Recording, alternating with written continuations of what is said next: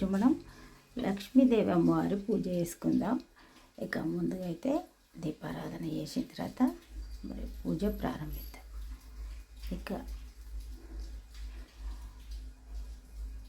ఇప్పుడు శ్రావణ మాసం వచ్చిందంటేనే మనం లక్ష్మీదేవి అమ్మవారికి అన్ని వారాలు కూడా వరలక్ష్మి వ్రతం, లక్ష్మీదేవి అమ్మవారి పూజలు అన్నీ చేసుకుంటాం కదా. ఇక ఈరోజైతే ఈ పూజ స్థిర లక్ష్మి కోసం, అంటే లక్ష్మీ అమ్మవారు అంటేనే చంచలం అంటారు. అంటే అమ్మవారికి మనసు నిలకడగా ఉండాలంటే మనం ఎప్పుడు ఆరాధించుకుంటూ ఉండాలి. అట్లయినప్పుడు అమ్మవారు నిశ్చలంగా మన మీద కరుణ చూపిస్తారని ఇక మనకు పెద్దవాళ్ళు చెప్పింది. అయితే ఈ పూజా విధానం ఇక చూద్దాం. ఇక్కడైతే 108 కిస్మిస్ పళ్ళు, కిస్మిస్ అంటాం కదా, కిస్మిస్లు 108 కిస్మిస్ లెక్క పెట్టుకున్న. ఈ 108 కిస్మిస్లతోటి అమ్మవారికి అష్టోత్తరం చేసుకుంటూ సమర్పించడం. ఇక నైవేద్యంగా సీరా చేసిన. ఇక మనం పూజ చేసుకోవాలనుకుంటే పూజ 10 నిమిషాలు, పావు గంట పడితే మనం సర్దుకోవడం అర్ధగంట పడుతుంది. అది అందరికీ తెలిసిందే. ఇక సీరా నైవేద్యం రెడీగా ఉన్నది. ఇక చూడండి, సీరా నైవేద్యం రెడీగా ఉంది. ఇక్కడైతే పసుపు పొట్టు తీయడానికి గాజులు, పూలు, పండ్లు, ఒక్క పోక, తాంబూలం ఇవన్నీ రెడీగా ఉన్నాయి. మరి పూజ ప్రారంభిద్దాం. ఇక 108 కిస్మిస్ పండ్లను అమ్మవారికి అష్టోత్తరం చెప్పుకుంటూ తేనెలో ముంచుకుంటూ సమర్పించడం ఈ పూజా విధానం. అయితే ఈ పూజా విధానం నేను ఫస్ట్ టైం చేస్తున్నా ఈరోజు, అందుకే మీకు కూడా చూపిస్తున్నా. అయితే ఏదైనా భక్తి మార్గం అనేది ఎప్పటికీ మనను రక్షించే మార్గమే. ఇక ఒక్కొక్కరిది ఒక రకం ఉంటుంది కదా పూజా విధానం. నేను ఈ పూజా విధానం ఈరోజు చేద్దాం అనుకుంటున్నా, మీకు కూడా చూపిస్తున్నా. ఇక ఈ పూజా విధానంలో మనం మామూలుగా అమ్మవారిని అభిషేకం చేసి పెట్టుకోవడం, పూలు అలంకరించడం, ఇది అందరం జనరల్గా పూజ అంటేనే చేస్తాం కదా. ఇక ఇప్పుడు ఫస్ట్ మనం విఘ్నేశ్వరుని కూడా పూజించుకోవడం, నైవేద్యం పెట్టడం, ఇదంతా కూడా మనకు ప్రతిమలు ఉన్నాయి కాబట్టి అక్కడ చేసుకుందాం. ఇక్కడ మీకు చూపించడానికి కాబట్టి ఇక్కడ కొంచెం వెడల్పు ఉంటుంది కాబట్టి ఇక్కడ నేను ఓన్లీ లక్ష్మీదేవి అమ్మవారి పూజ చేయిస్తాను. ఇక్కడ చూడండి, ఈ పాత్రలో మనం అష్టోత్తరం చేసుకుంటూ ఇంట్లో పెట్టాలి. అయితే ఇప్పుడు తేనె ఒక పాత్రలో తీసుకుందాం. ఇక తేనె తీసుకుంటాం. ఇప్పుడు అష్టోత్తరం చదువుకుంటూ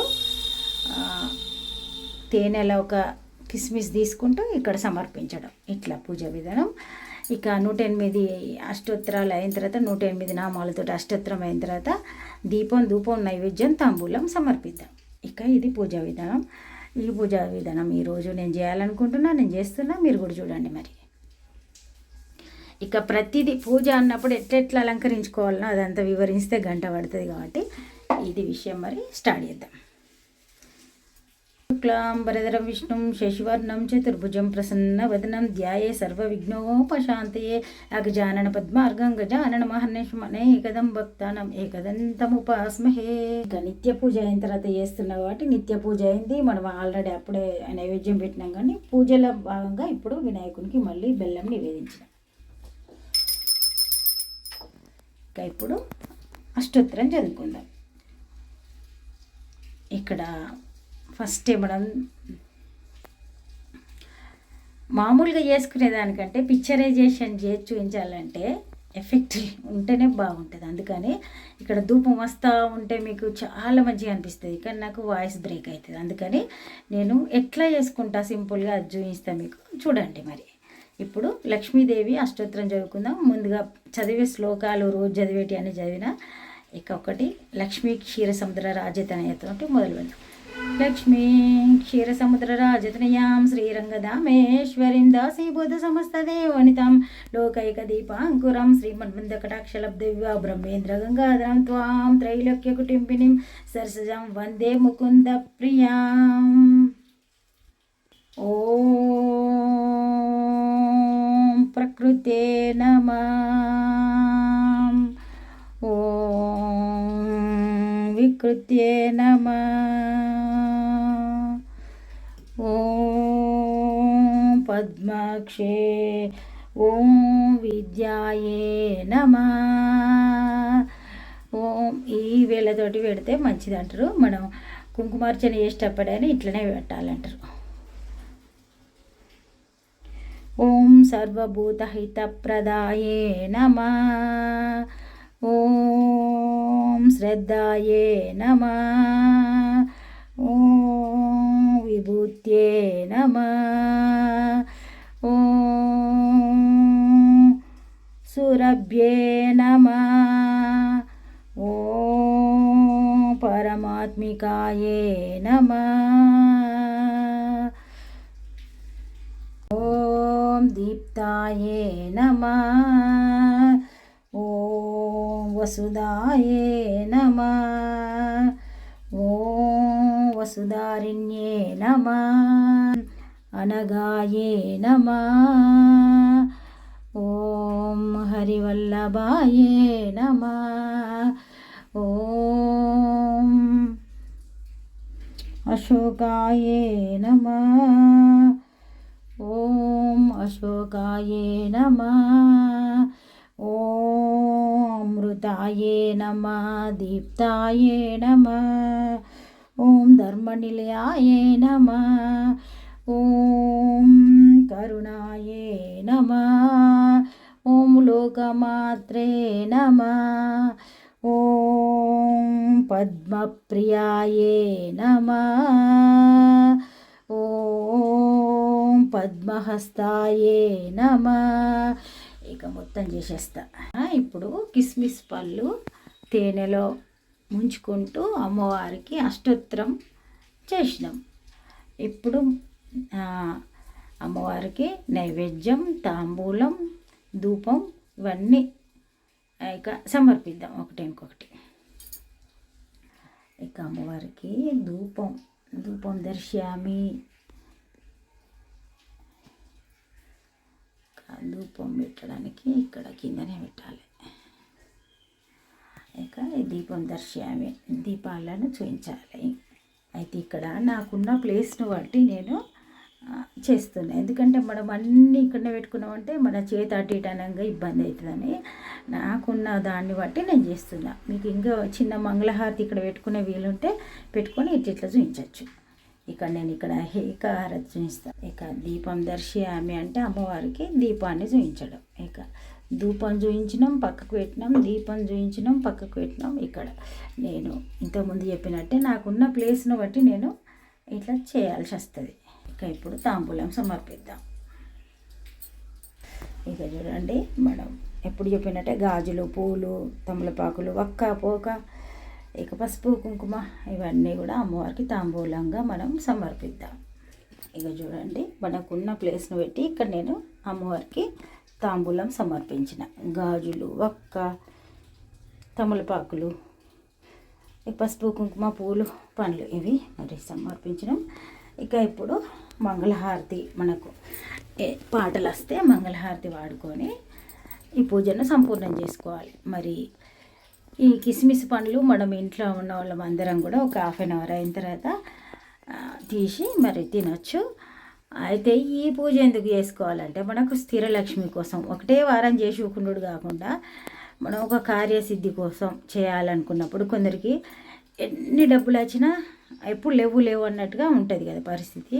అట్లాంటప్పుడు కొన్ని రోజులు తదేకంగా చేసినప్పుడు బాగుంటుంది. అయితే ఓన్లీ పూజ చేయడం కాదు, మనం టోటల్గా మనుషులం పూజ ఒకటి అనుకొని చేసినప్పుడు మనం అన్నీ కూడా మార్చుకుంటూ పోతే ఆ పూజ సఫలమవుతుంది. ఇది చాలా నేను చూసి చెప్తున్నా. ఎందుకంటే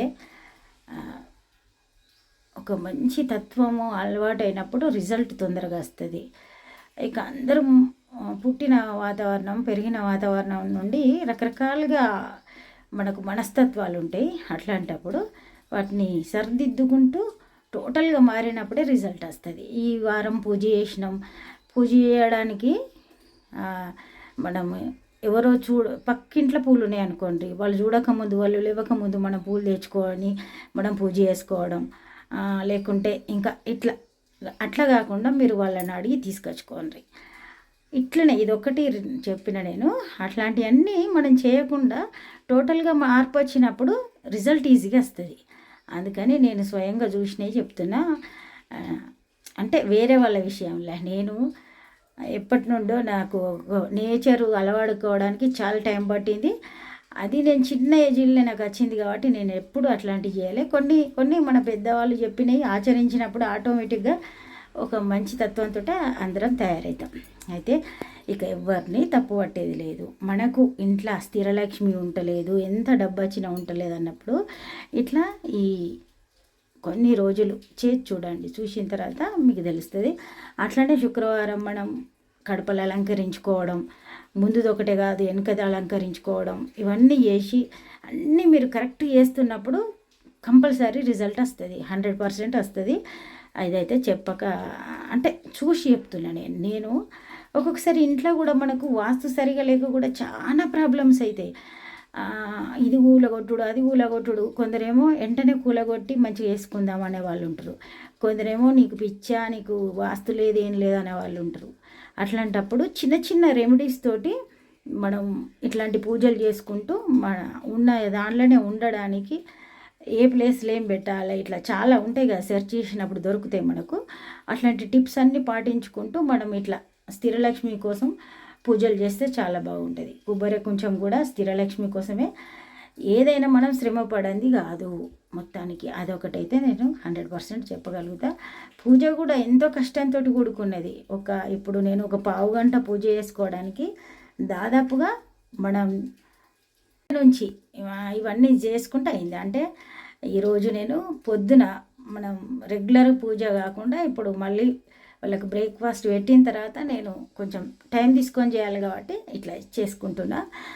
ఇక ఇట్లా మరి మన పూజా విధానం, ఒకవేళ ప్రత్యేకమైన పూజలు చేసినప్పుడు మనం కొంచెం భోజనం కూడా సాత్వికంగా తీసుకొని ఉల్లిగడ్డ లేకుండా తీసుకొని ఇట్లా కొన్ని వారాలు చేసి చూడండి, చాలా బాగుంటుంది. అందుకే ఈరోజు ఈ పూజ చేసినప్పుడు మీకు కూడా చూపిస్తున్నా, కొందరికి ఇష్టం ఉంటుంది కదా అని. ఇప్పుడు ఒక పాట పాడుకొని మనం సంపూర్ణం చేసుకుందాం. అబ్ది కన్నికకు శ్రీ మహాలక్ష్మికిను నీరజాలయమునకు నీరాజలివేణి దూరుమునకు హస్తకమలంబునకు నిలువు మాణిక్యముల నీరాజండి. మనం నైవేద్యం కూడా సమర్పించిన నైవేద్యం ఎప్పుడైనా స్వీటు అట్లాంటివి సమర్పించేటప్పుడు నీళ్ళు కూడా ఒక పాత్రలో కంపల్సరీ పెట్టాలంటారు. ఇక ఓన్లీ పాలు అయితే ఒక పాలు పెట్టినా ఏం లేదట, కానీ ఇట్లా సీరా గిట్ట పెట్టినప్పుడు వాటర్ కూడా పెట్టాలి. కర్పూర హారతి ఇద్దాం. ఇట్లా ప్రత్యేకమైన పూజలు చేసినప్పుడు కర్పూర హారతి ఇవ్వాలి. ఇక రోజు ఇస్తే అయితే రూమ్లంతా ఇక నల్లగా తయారవుతుంది. ఇక లక్ష్మీ అమ్మవారి పాటలు వస్తే వాడుకోండి, ఇంకేదంటే అది. సర్వమంగళం మాంగళ్యే శివే సర్వార్ధ సాధికే శరణ్యే త్ర్యంబకే గౌరీ నారాయణీ నమస్కృత నారాయణీ నమస్కృత. ఇప్పుడు కర్పూర నీరాజనం కూడా అయింది కాబట్టి ఇక వింజమ్మ రూపుదాం. ఇప్పుడు వింజమ్మ రూపుదాం తోటి మన అమ్మవారి పూజ సంపూర్ణమైనట్టే. ఇక ఈరోజు మరి మనం ఇట్లా పూజ చేసుకున్నాం, చాలా సంతోషం అనిపిస్తుంది. మీరు కూడా చేసి చూడండి. మరి అమ్మవారి అనుగ్రహం కలగాలంటే మన ప్రయత్నం మనం ఎప్పుడు చేస్తూనే ఉండాలి. ఇక తదుపరి దైవ నిర్ణయం. ఓన్లీ పూజ చేయడానికి అన్నీ కొనుక్కొచ్చుకోవడమే కాకుండా మనలో కూడా కొన్ని మార్పులు రావాలి కంపల్సరీ. శుభ్రత మెయిన్గా ఉండాలి. అట్లనే అన్ని నియమాలు పాటించుకుంటే చేసినప్పుడు రిజల్ట్ తొందరగా రావడానికి ఆస్కారం ఉంటుంది. అందుకే చెప్తున్నా నేను. ఎవరిని నొప్పియడానికి కాదు, అట్లా అంటే చాలా చూస్తాం కదా, చూసినప్పుడు కొన్ని స్వతహాగా చూసి మనం చూసినయే చెప్పడం అంతే. ఇంకా అట్లా ఇక చూడండి, ధూపంతో పొగ ఎక్కువ వస్తుందని చాలా సేపు అయింది కదా, ఇక బయటకు వెళ్దాం. అయితే ఈ పూజ విధానం నేను చూసినప్పటి నుండి ఒకసారి మీకు కూడా చూపించాలి, నేను చేసుకోవాలి, తర్వాత నేను చేసుకున్నది మళ్ళీ మీకు చూపించాలి, ఇంత ఉంటుంది. అందుకని ఈరోజు అయితే చూపించిన చాలా సంతోషం అనిపించింది. ఆ అమ్మవారి అనుగ్రహం మనందరి మీద ఉండాలని మరి ఈ వీడియో ఇక్కడితో ఎండ్ చేద్దాం. అమ్మవారి పూజ చేసినప్పుడు ఎప్పుడైనా అయ్యవారికి కూడా కొంచెం చిన్నగా ఒక 2 లైన్లన్న పాట పాడి సంపూర్ణం చేద్దాం. ఎప్పుడు కానీ భర్తకు కూడా కరెక్ట్గా రెస్పెక్ట్ ఉంటేనే అమ్మవారికి సంతోషం కలుగుతుంది అంటారు. అట్లా మనకు కూడా ఒకరం పోతే ప్రశాంతంగా ఉండదు. ఇద్దరం కలిసి పోయినప్పుడు గంట అటు ఇటు అయినా ప్రశాంతంగా ఉంటాం ఎక్కడైనా. అట్లనే అమ్మవారికి కూడా శ్రీమన్నారాయణ శ్రీమన్నారాయణ శ్రీమన్నారాయణ